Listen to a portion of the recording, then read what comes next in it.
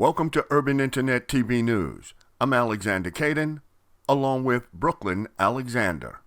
7 North Carolina deputies were placed on leave over the death of Andrew Brown Jr., another black man shot during the serving of a drug-related warrant. The family wants authorities in Elizabeth City, North Carolina, to release body camera footage. Reports have said Brown was shot in the back as he tried to drive away. The county sheriff has said multiple deputies in the shooting have been fired. An unarmed black man from Iowa who was left paralyzed after being shot by a Cedar Rapids police officer during a traffic stop in 2016 will receive an $8 million settlement.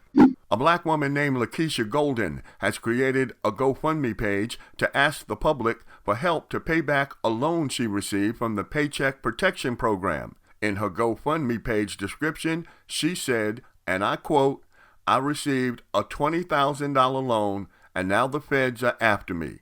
Please help. I can't do jail." A day after 16-year-old Micaiah Bryant was shot and killed by a Columbus police officer, demonstrations spread throughout the city as protesters demanded police accountability.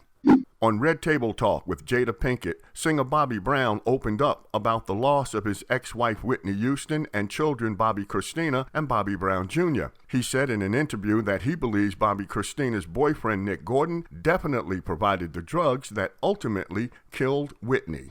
So you believe that there was foul play in Bobby Christina's Definitely. death? Maybe he drugged her? Definitely. He was the only one there with both situations, with my ex-wife and with my daughter, and they both died the same way.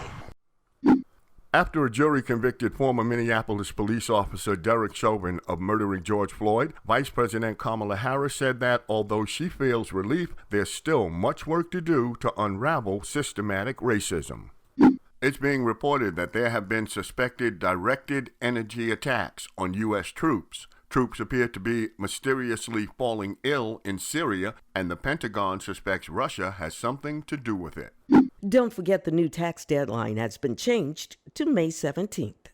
Michael Williams, an associate of R. Kelly, took a plea deal for harassing and intimidating a woman who accused the singer of sexual abuse. Williams allegedly tried to silence Kelly's ex-girlfriend, Ezriel Clary, a witness in his racketeering case, by setting an SUV her father rented on fire.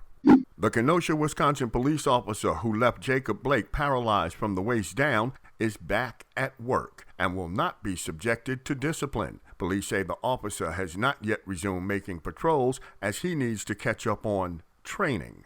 A federal lawsuit calling out his excessive use of force is pending. The suit also claims that Blake was denied his Fourth Amendment rights against unreasonable seizure. The Center for Disease Control is extending moratoriums on evictions through the end of June.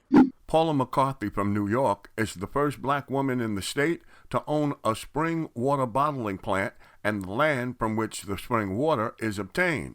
McCarthy officially obtained the water plant from an older couple back in October of 2020, as well as an aquifer that sits on the 15 acres of land. The single mom now runs the plant under Youth Savings Society, her own nonprofit. In a House floor debate for D.C. statehood, Representative Mondaire Jones, a Democrat from New York, accused his Republican colleagues of racist arguments against statehood. Mr. Speaker, I have had enough of my colleagues' racist insinuations that somehow the people of Washington, D.C. are incapable or even unworthy of our democracy. One of my House Republican colleagues said that D.C. shouldn't be a state because the district doesn't have a landfill. My goodness, with all the racist trash my colleagues have brought to this debate, I can see why they're worried about having a place to put it. Thank you for watching UITVN. For more national news and information for and about people of color, visit our website at myuin.net.